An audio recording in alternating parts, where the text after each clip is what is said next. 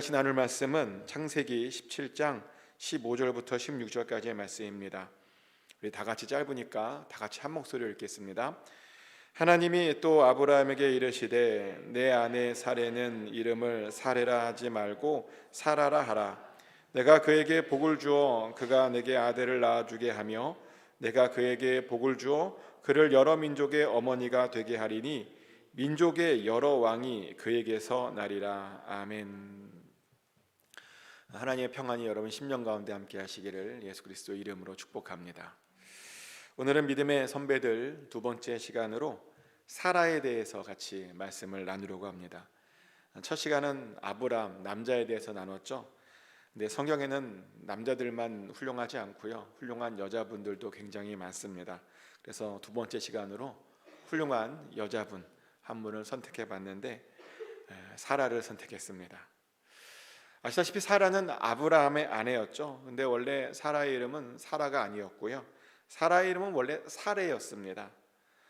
사레라고 하는 이름의 뜻은 나의 주인, 나의 공주라는 뜻이고요, 한 가정의 안주인이라고 하는 그런 뜻을 가지고 있답니다. 근데 하나님께서 그녀의 이름을 갑자기 사레에서 사라로 바꿔주셨습니다.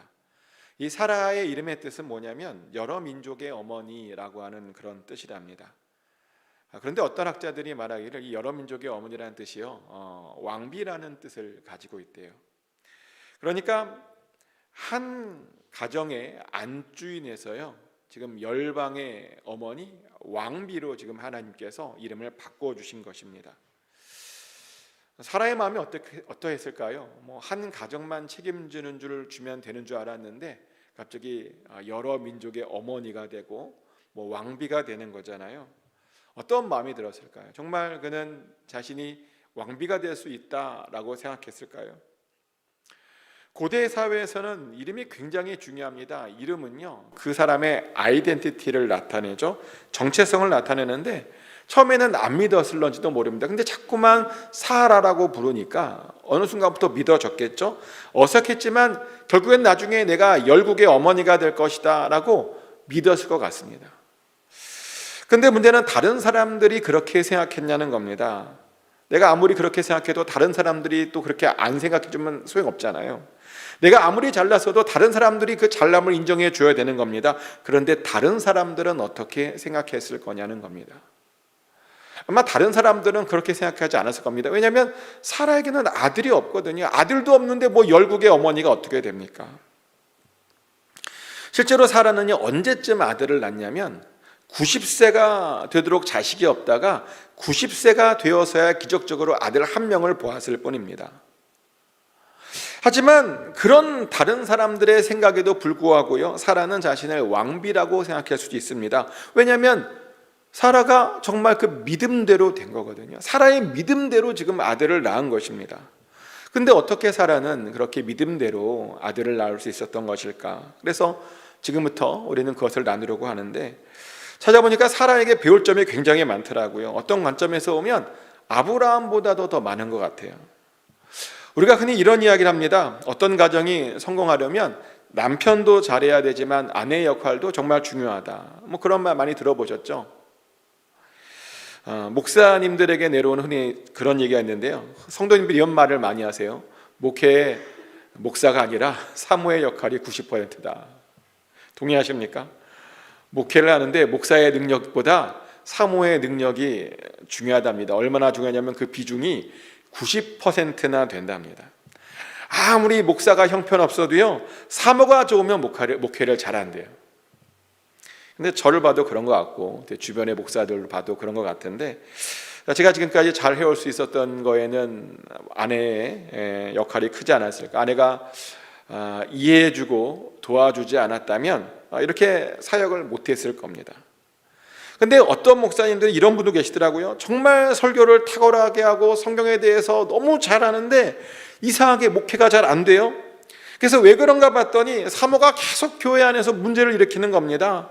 성도들을 감싸야 되는데 성도들을 자꾸만 이간질시키고요, 여기 했던 말을 저기서 옮기고요, 성도들을 사랑해야 되는데 자꾸만 성도들을 시기하고 질투하고 자기가 잘 되는 거 못 보고 또 대접하는 것보다 대접받는 것을 더 좋아하고, 그러다 보니까 성도님들이 사모 때문에 시작해서 교회를 나갔다라고 하는 교회들이 많아요. 사모 때문에 시험 들어서 교회를 나가는 사람들이 많더라고요. 이렇게 아무리 목사가 좋아도요, 사모가 좋지 않으면 목회를 잘할 수가 없답니다. 그래서 어떤 목사가 목회를 잘하고 있다는 말은요, 그 교회의 사모가 훌륭하다는 말과 같습니다. 어떤 목사의 믿음이 좋다는 말은 그 사모의 믿음도 좋다는 그런 말이 나는 겁니다. 근데 아브라함의 믿음이 좋았대요.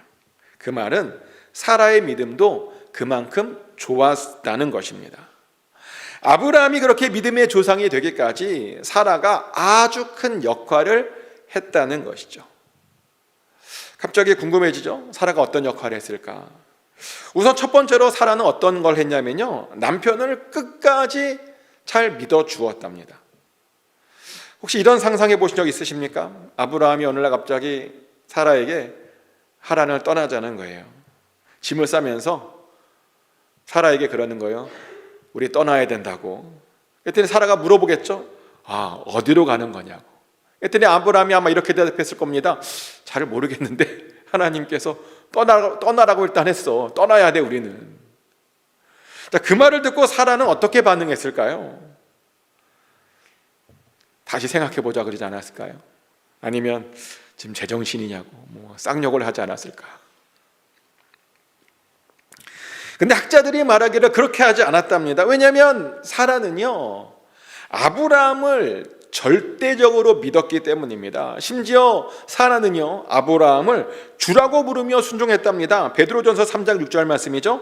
사라가 아브라함을 주라 칭하여 순종한 것 같이 너희는 선을 행하노 아무 두려운 일에도 놀라지 아니하면 그의 딸이 된 것이니라. 아멘. 이 장면은 베드로가 사라의 이야기를 가지고 사람들에게 말씀을 전하는 장면인데요, 사라처럼 순종해야 된다, 사라처럼 믿음을 가지고 순종해야 된다라고 가르치는 겁니다. 근데 실제로 사라가 얼마나 남편에게 순종했냐면, 남편이 그러잖아요. 우리 거짓말해야 돼, 아내라고 하지 말고 누이라고 해야 돼 라고 거짓말을 종용을 해요. 근데 그것도 동의해 주더라고요. 이게 대단한 건데, 왜냐하면 자칫 그 거짓말을 같이 하다가는 사라가 아주 큰 위험에 빠질 수도 있었기 때문입니다. 아니, 와이프인데 누이라고 거짓말하니요. 물론 그 덕분에 정말 아브라함은요 무사했어요. 멀쩡했습니다. 하지만 사라는 아주 큰 위험에 빠졌죠. 그것도 2번이나 이 똑같은 일을 반복했다는 겁니다. 근데 놀라운 것은 성경 어디에도요, 이것 때문에 사라가 아브라함을 원망했다라든지 이것 때문에 사라가 삐져서 화를 냈다 이런 말이 없어요. 그 정도로 남편을 전적으로 믿었다는 겁니다. 그랬더니 그 믿음 덕분에 남편이 믿음의 조상이 될 수 있었다라는 것이죠. 또 사라의 위대한 점은 사라 안에도 역시 하나님에 대한 믿음이 있었다는 겁니다. 히브리서 11장 11절 말씀이죠. 믿음으로 사라 자신도 나이가 많아 단산하였으나 잉태할 수 있는 힘을 얻었으니 이는 약속하신 이를 미쁘신 줄 알았음이라. 아멘. 사라에게도요 믿음이 있었답니다. 나이가 많아서 임신을 할 수 없는 몸인데 하나님의 약속을 믿었다는 겁니다. 이것도 정말 대단한 믿음인데요, 아니 이미 하나님 아이를 가질 수 없는 그런 몸이었다니까요. 아이를 가질 수 없는 몸이었습니다. 그런데 아이가 생길 걸 믿었대요. 얼마나 대단한 믿음입니까? 사실 처음에는요 하나님께서 그런 말씀하실 때 웃었어요. 말도 안 되는 이야기라고 뒤에서 웃었습니다. 그래서 하나님께 크게 혼이 났죠. 창세기 18장 13절 15절 말씀입니다. 여호와께서 아브라함에게 이르시되 사라가 왜 웃으며 이르기를 내가 늙었거늘 어떻게 아들을 낳으리오 하느냐, 여호와께 능하지 못한 일이 있겠느냐, 기한이 이를 때 내가 내게로 돌아오리니 사라에게 아들이 있으리라. 사라가 두려워서 부인하여 이르되 내가 웃지 아니하였나이다 이르시되 아니라 내가 웃었느니라. 하나님께서 하시는 말씀이 왜 웃느냐입니다. 왜 사라에게 믿음이 없어서 웃고 있는 겁니다. 하나님께는 능치 못할 일이 없답니다. 정말 사라가 임신할 것이랍니다. 그러자 사라가 두려워서요 웃지 않았다고 변명까지 해야 했죠. 근데 이 이야기는 여기서 끝나는데요, 이 일을 통해서 사라에게요 정말 믿음이 생겼습니다. 왜냐하면 히브리서에서 사라에게 믿음이 있었다라고 말했잖아요. 사라에게 없던 믿음이 생긴 겁니다. 그랬더니 정말 불가능한 일이 이루어졌습니다. 아이를 가질 수 없는 몸이요, 아이를 가진 겁니다. 현대의학으로 도저히 설명할 수 없는 그런 일이 지금 사라에게 일어난 것입니다. 근데 원래 하나님의 일은 이렇죠? 우리의 논리로, 우리의 상식으로 되어지지 않습니다. 하나님의 일이 일어났을 때는 대부분 우리가 설명할 수 없다는 겁니다. 그래서 우리가 필요한 건 뭐냐면요, 믿음이죠. 우리 하나님에게는 능치 못할 일이 없다라고 하는 그런 믿음입니다. 그런데 사라가 그런 믿음을 가졌고요, 그랬더니 응답받을 수 있었다는 겁니다. 또 사라는요, 사람들에게 소망을 주었습니다. 이사야서에 보면 이사야 선지자가 여호와를 찾아 구하는 자들에게 사라에 대해서 깊이 생각해 보라고 이렇게 권면하죠. 이사야 51장 1절 2절 말씀인데요, 을을 따르며 여호와를 찾아 구하는 너희는 내게 들을지어다. 너희를 떠낸 반석과 너희를 파낸 우묵한 궁덩이를 생각하여 보라.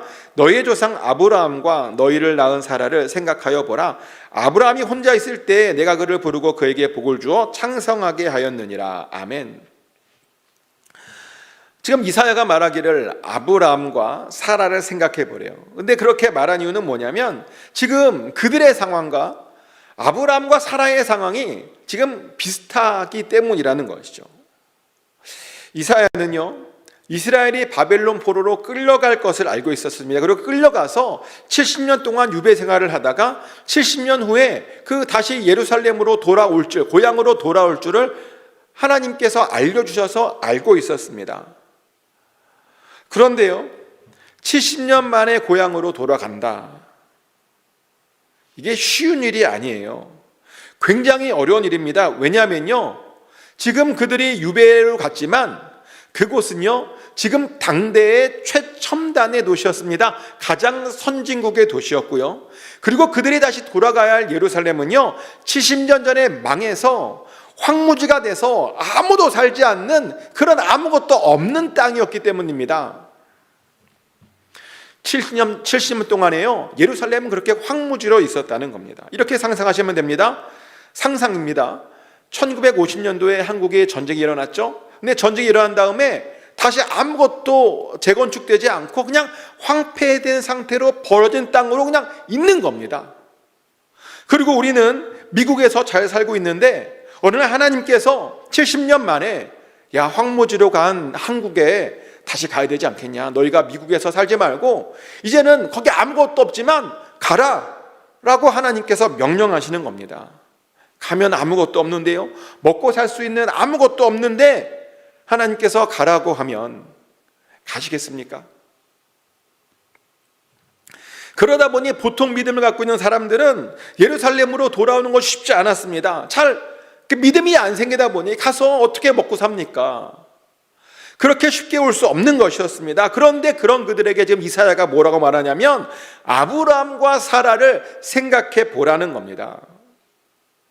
아브라함과 사라도요, 나름 선진국인 하란에서 잘 살고 있었는데요, 하란이 가나안보다 선진국이거든요.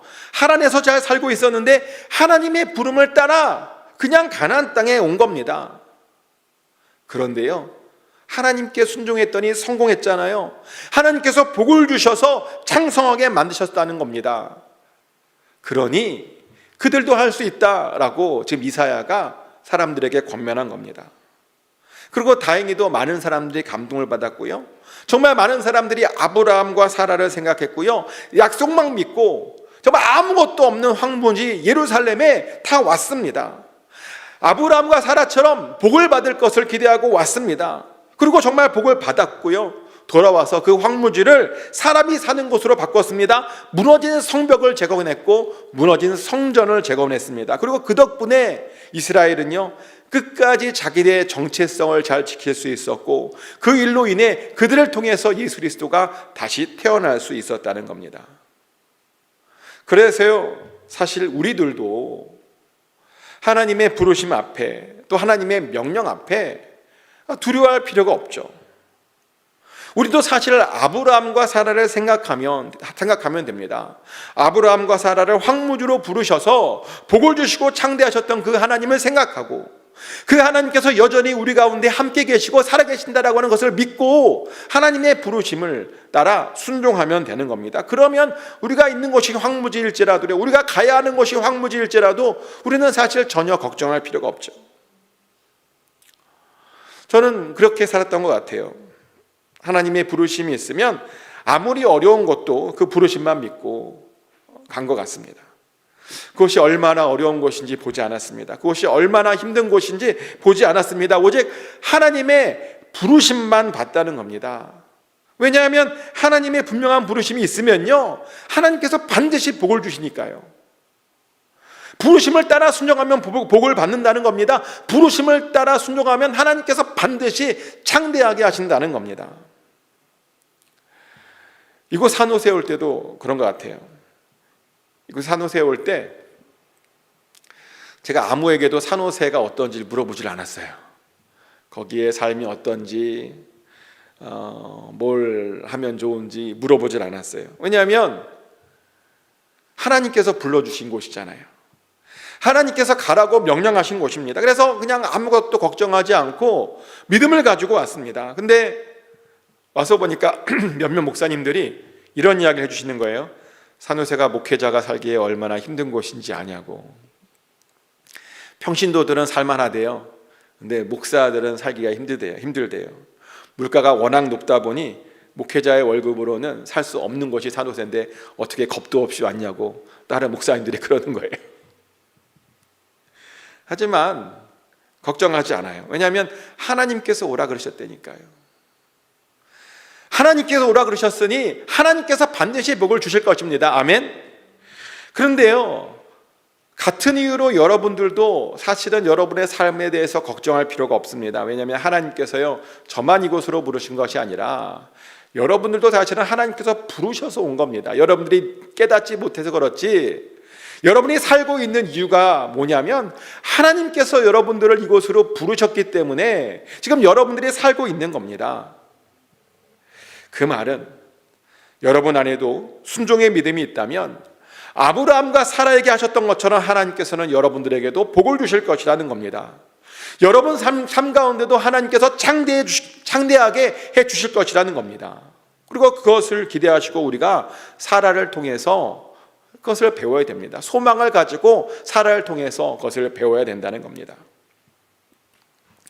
또 우리가 사라를 통해서 배울 수 있는 것은 뭐냐면 사라 안에 있는 자유입니다. 갈라디아서에 보면 바울이 사라와 하갈을 이제 비교하며 설교하는 장면이 나와요. 제가 읽어드리겠습니다. 갈라디아서 4장 22절부터 26절까지의 말씀입니다.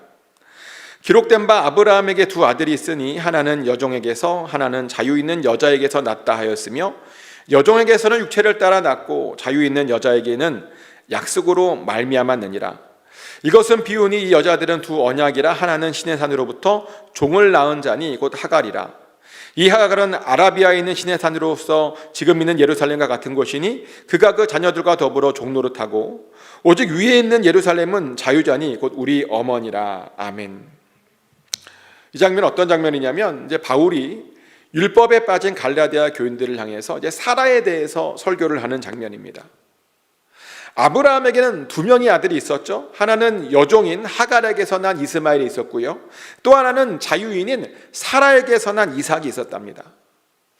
그런데 이스마엘은요, 육체를 따라 난 것이랍니다. 이것은 굉장히 정확한 표현인데요. 왜냐하면 사실은 아브라함이요, 하갈을 취할 마음이 없었기 때문이죠.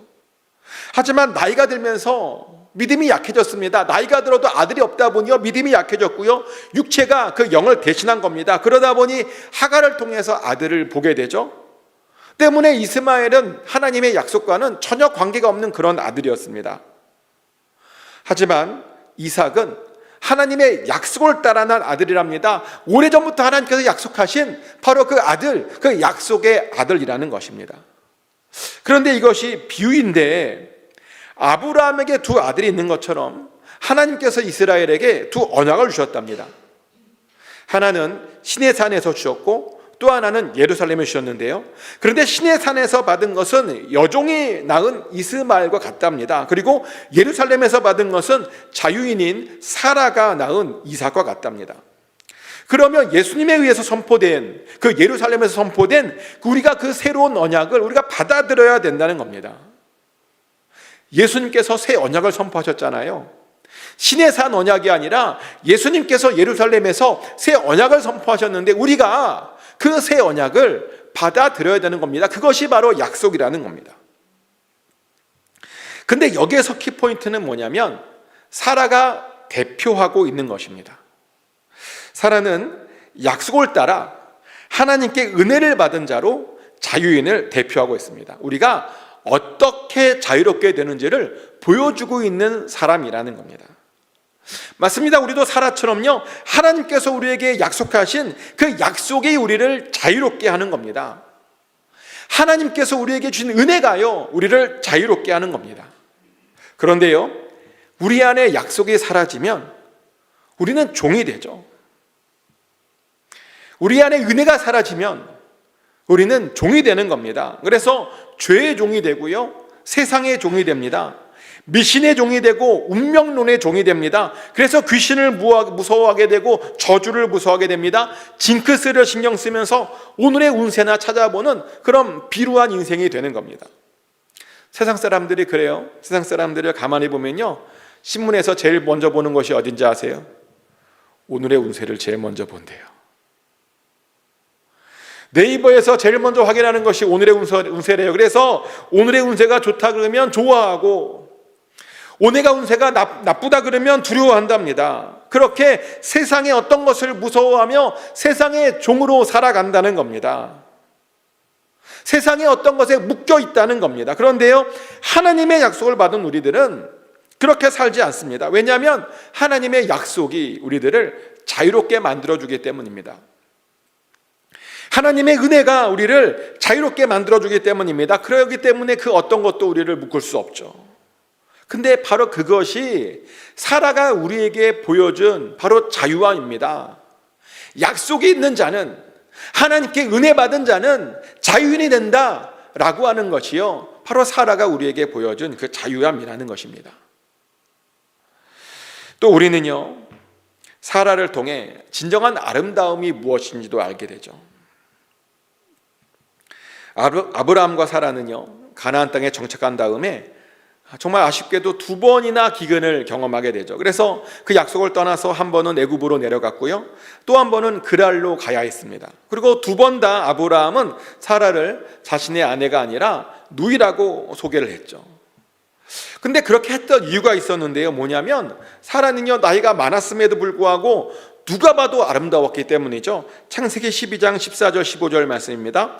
아브라함이 애굽에 이르렀을 때 애굽 사람들이 그 여인이 심히 아름다움을 보았고 바로의 고관들도 그를 보고 바로 앞에서 칭찬함으로 그 여인을 바로의 궁으로 이끌어 들인지라. 아브라함의 애굽에 바로가요, 그것을 보고 그 사라를 자신의 궁으로 데려갔다라고 이야기합니다. 얼마나 아름다웠으면. 그런데 사라의 이 아름다움은요, 억지로 꾸민 아름다움이 아니었답니다. 성형수술하거나 화장을 해서 만들어진 그런 아름다움이 아니었답니다. 외모에서 나오는 아름다움이 아니었답니다. 그녀의 아름다움은 정결한 행실에서 나오는 아름다움이었답니다. 이것은 제 말이 아니라 베드로 사도가 한 말입니다. 베드로 사도가요, 아내들에게 말씀을 전하면서 또 사라를 언급해요. 제가 세 번역으로 성경으로 그 말씀을 읽어드리겠습니다. 베드로전서 3장 3절부터 6절까지의 말씀입니다. 여러분은 머리를 꾸미며 금붙이를 달거나 옷을 차려 입거나 하여 거치장을 하지 말고 썩지 않은 온유하고 정숙한 마음으로 속사람을 단장하도록 하십시오. 그것이 하나님께서 보시기에 값진 것입니다. 전에 하나님께 소망을 두고 살던 거룩한 여자들도 이와 같이 자기를 단장하고 자기 남편에게 순복하였습니다. 사라가 아브라함을 주인이라고 부르면서 그에게 순종하던 것과 같습니다. 여러분은 선을 행하고 아무리 무서운 일도 두려워하지 않으니 사라의 딸이 된 것입니다. 아멘. 머리를 꾸미고 금붙이를 달거나 옷을 차려입으면서 거치장만 하지 말라는 겁니다. 대신 썩지 않는 온유함과 정숙함으로 자신을 단장하랍니다. 그것이 하나님 보시기에 값진 것이랍니다.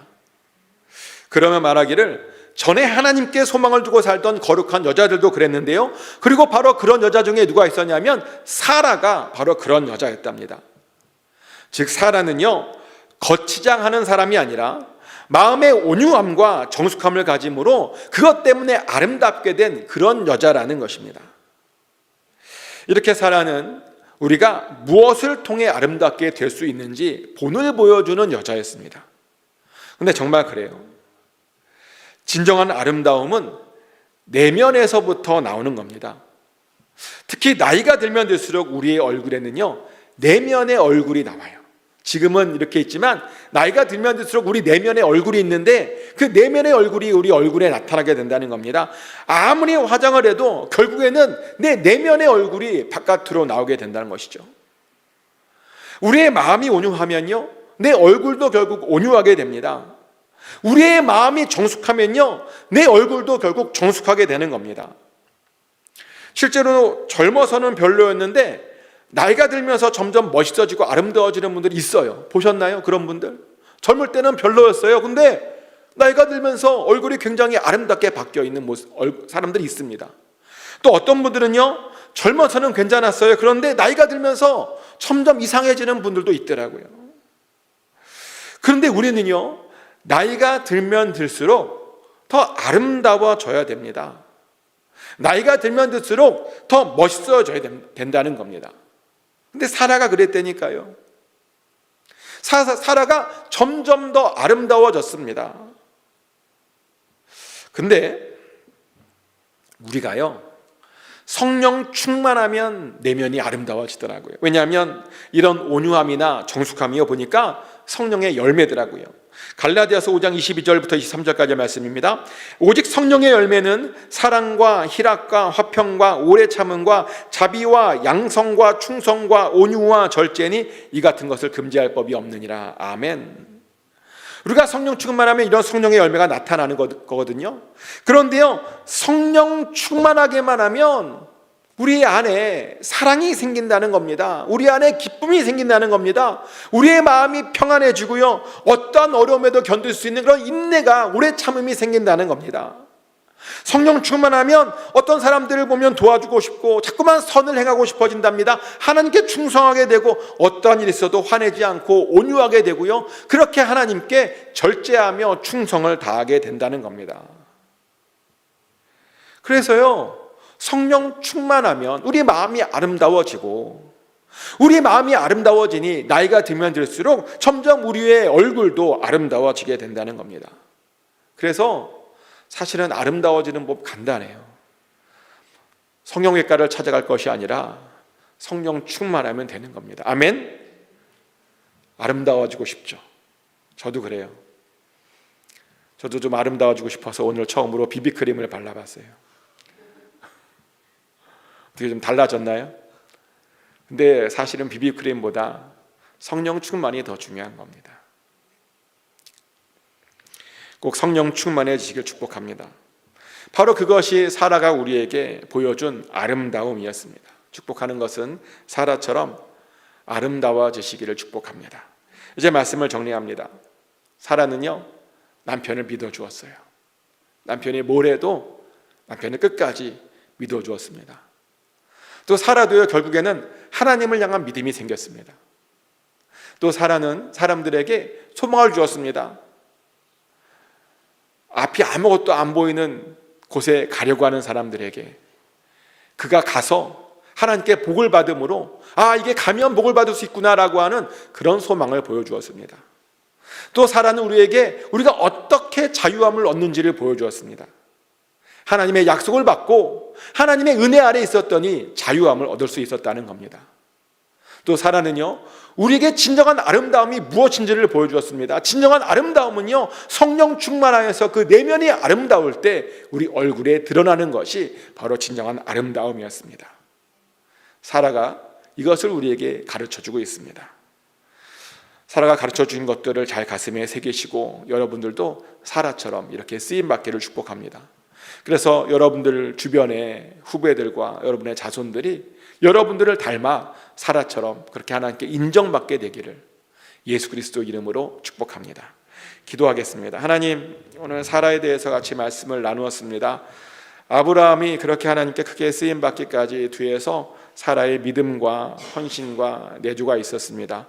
또 사라가 보여준 본이 있었고, 사라가 보여준 소망과 또 사라가 보여준 자유함이 있었습니다. 또 사라가 보여준 아름다움이 있었습니다. 하나님, 우리도 그렇게 따라가기를 원합니다. 사라처럼 또 아브라함처럼 그렇게 하나님을 향한 굳건한 믿음을 가지고 또 소망을 남들에게 전해줄 수 있는 자들이 되게 하여 주시고, 참 자유함을 누릴 수 있는 자들이 되게 하여 주시고, 진정한 아름다움이 무엇인지를 사람들에게 보여줄 수 있는 그런 자들이 되게 하여 주시옵소서. 그러기 위해서는 우리가 성령 충만해야 됩니다. 아버지, 성령 충만을 사모하게 하여 주셔서 우리의 삶 가운데 주의 성령의 열매들이 아버지 풍성하게 나타나게 하여 주시옵소서. 우리 가운데 그래서 우리의 삶을, 우리의 외모를 더욱더 아름답게 하여 주시옵소서. 아버지께 맡겨드립니다. 감사드리며 예수 그리스도 이름으로 기도드렸습니다.